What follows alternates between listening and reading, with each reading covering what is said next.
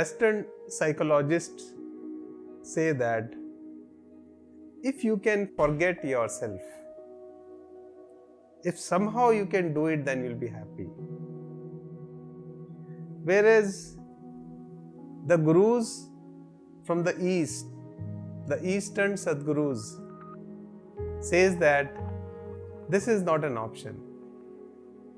To forget is not an option. The option is to be aware. The option is to be very conscious of oneself. The option is to be mindful of oneself. And both are right. The Western psychologists are also right, and gurus from the East are also right, saints from the East are also right. The Western psychiatrists are right because they say the way we live in worries, we live in sadness, we live in so many thoughts, we live in anarchy. So if somehow we can let those thoughts go, if somehow we can stop the mind, if somehow we can forget, maybe by taking some intoxicants, maybe through some sleep, maybe through liquor, whatever way we can employ to do this, we can be happy. Because right now the humans are like that.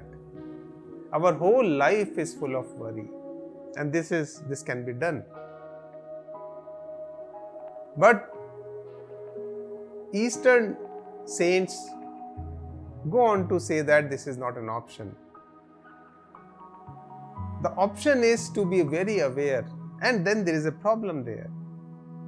The problem is because the moment you are aware, all and everything, all the worries will come at a greater force. All the thoughts will come at a greater force. And there is a problem. Because something that you have been running from, or something you want to run from, something you want to forget, your mind will be stuck with that, with a greater force. It will hit you with a greater force. All the thoughts will keep running, will come to you.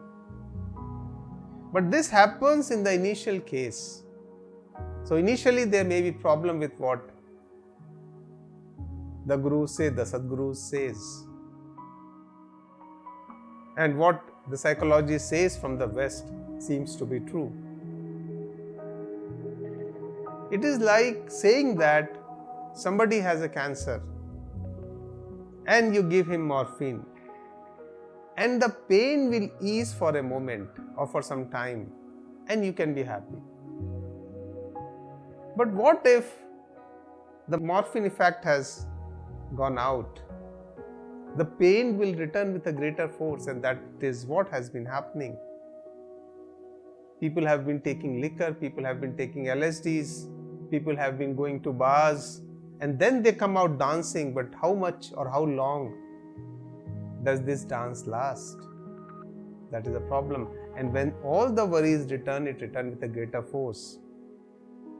So this does not seem to solve the problem. Maybe in the short term, yes, but in the longer term and forever, it is not. And what is happening here is, in order to live this happiness for a very short time, we are letting go of a longer time. There is still a ray of hope.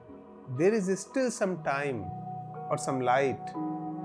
This light is there, and when we follow the Western psychologists, when we say be forgetful, we are letting go of this light, and soon the darkness will come. Whereas in the case of East starts with the problem, with the trouble, with the worries of a troubled mind, and slowly the light will take over, slowly the sun will shine when the mindfulness comes in. And then the worries will go forever. Then the light will come forever. So the transformation lies in awareness and not in forgetfulness. In the forgetfulness, there is no revolution. In the forgetfulness, there is no transformation. You might be happy in a short term, but in the longer term, you will be enveloped with lot of worries forever. But that's how things are happening. That is what we are doing all the time. We live in the short term, and then we say there is no solution to it. There has always been a solution. It's only that we are not employing that solution because the initial part of this process of solution is a difficult part.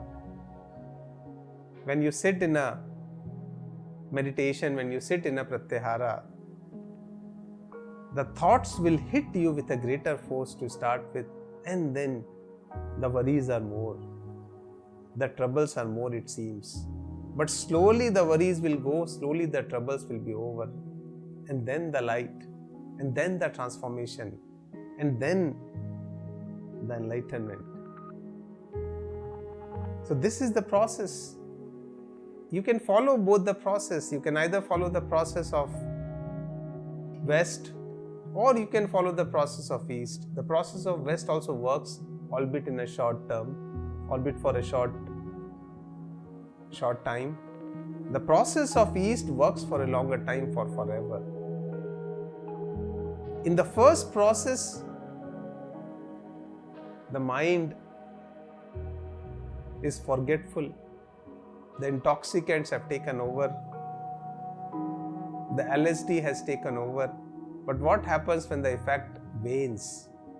And then you have to take more morphine, you have to take more LSD, you have to take greater amount of liquor. Whereas in the case of East, the troubles will go on forever. The mind is free of clutter. The mind is free of worries. The mind becomes free of thoughts. And so now the anarchy has ended. The divided mind has ended. The focus is there. The awareness is there. The mindfulness is there. So we have to choose. We have to choose between the two. You cannot say that the chance of choosing has not been given. But 99% of people choose the first one. And so our bars are full of people. Our cities are getting drugged. The consumption of alcohol and drug is increasing at a very rapid pace because we have chosen the first one. So who is to blame for all of this? Do I have to blame the society? Should we blame the government? Or should we blame ourselves that we have taken a short-term solution? Who do we blame for? The blame lies with us, not with others. It's us who have made the decision. For the short-term benefit, for the short-term happiness, we have let go of the long-term enlightenment. We have let go of the long-term ananda. We have let go of the long-term bliss. Who is to blame? So be very mindful what you are taking. Be very aware of what you are doing. Make a conscious call, make a conscious decision, because it can be a life-changing moment.